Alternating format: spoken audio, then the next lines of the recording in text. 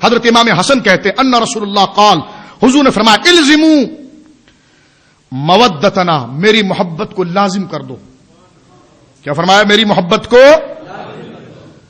فرمایا کہ الزموا مودتنا اہل البیت، میرے اہل بیت کی محبت کو لازم کر دو.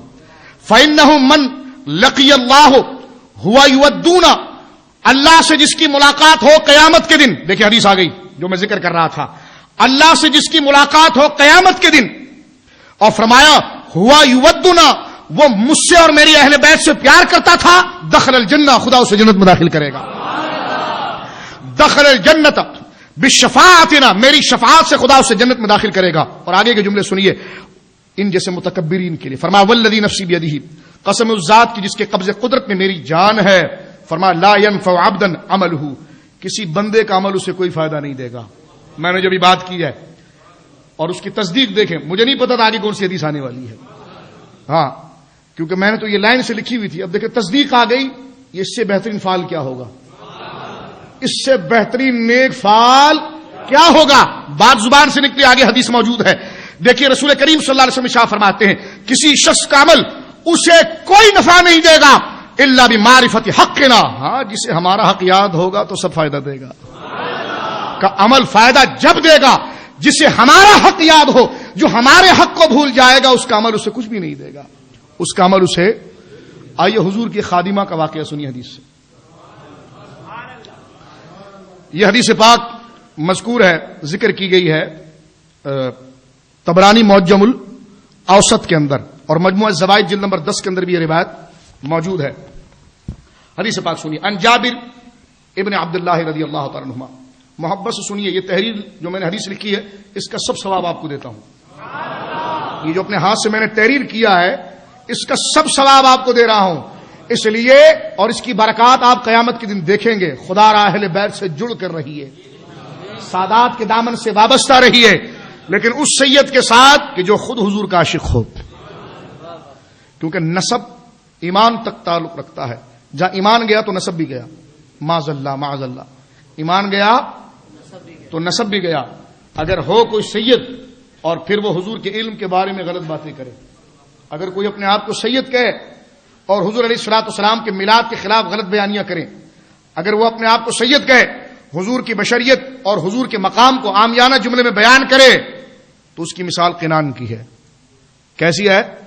قنان لیس من اہلک، اے نوح یہ تیری اولاد میں سے ہی نہیں ہے، اس لیے کہ اصل الاصول بندگی اس تاجور کی ہے. اور حضور نے خود ارشاد فرمایا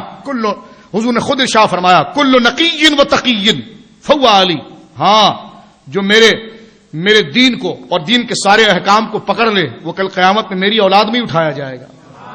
حضور نے اس کے لیے بشارت دی ہے. فرمایا کل تقی و نقی، ہر متقی اور پرہیزگار. تقوی میں حضور کی محبت، صحابہ کی محبت، اہل بیت کی محبت، ان کا حق قرآن و سنت میں جو ہے احکام رکھے وہ تمام کا حق. حضور نے فرمایا اس تقوی کے ساتھ جو آراستہ رہا فهو اہلی، وہ میری اولاد ہے. حضور نے اسے بھی اپنی اولاد قرار دیا ہے، متقی کو بھی حضور نے اپنی اولاد قرار دیا ہے. تو اصل چیز کیا ہے؟ حضور کی محبت ہے، حضور سے تعلق ہے. امام حسن سے اور امام حسین سے، سیدہ زہرا سے، ان تمام سے دنیا اس لیے محبت کرتی ہے کیونکہ یہ خود حضور کے سامنے اپنے سر مقدس کو جھکاتے ہیں، حضور کی اپنی ہر شے کو نچھاور کرتے ہیں. حضرت جابر بن عبداللہ کہتے کان علی آل رسول اللہ صلی اللہ علیہ وسلم خادم، حضور کے گھر کی ایک خادمہ تھی. آل رسول، حضور کے گھر والے جو ہے نا ان کی خدمت کرنے کے لیے خادمہ تھی، ان کی خدمت کرنے کے لیے. اور میں بتاؤں گا کہ اہل بیت کے گھر کی خدمت کا نتیجہ کیا ملتا ہے.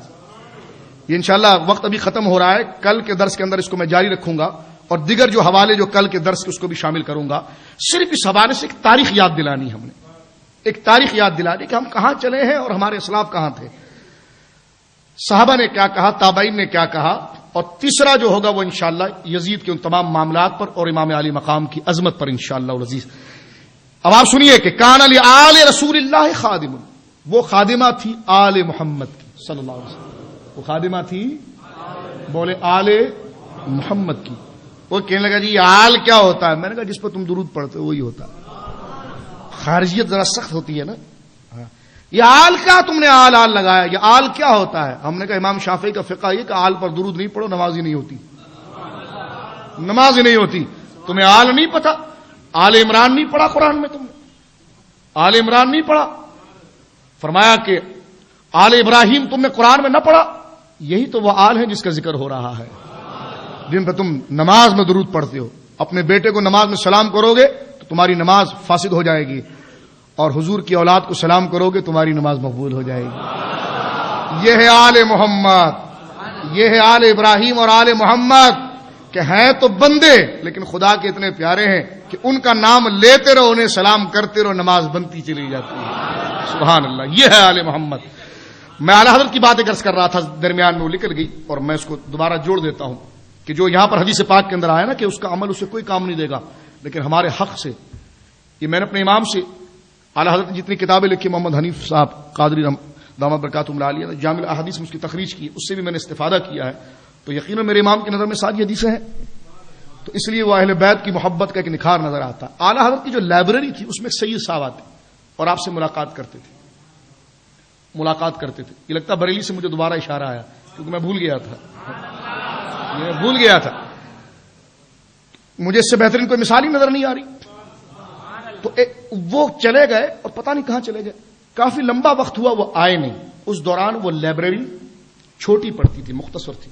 اعلی حضرت نے سامنے کی جانب دوسری لائبریری بنوا لی، سامنے جانب دوسری لائبریری بنا دی اور اس لائبریری کو گھر بنا لیا. گھر والوں کو اس میں منتقل کیا اور کتابیں اس لائبریری میں منتقل کی. اب اس سید صاحب آئے کئی مہینے کے بعد، ٹہلتے آئے. انہیں کیا پتا یہ لائبریری گھر ہے؟ انہیں تو نہیں پتا تھا.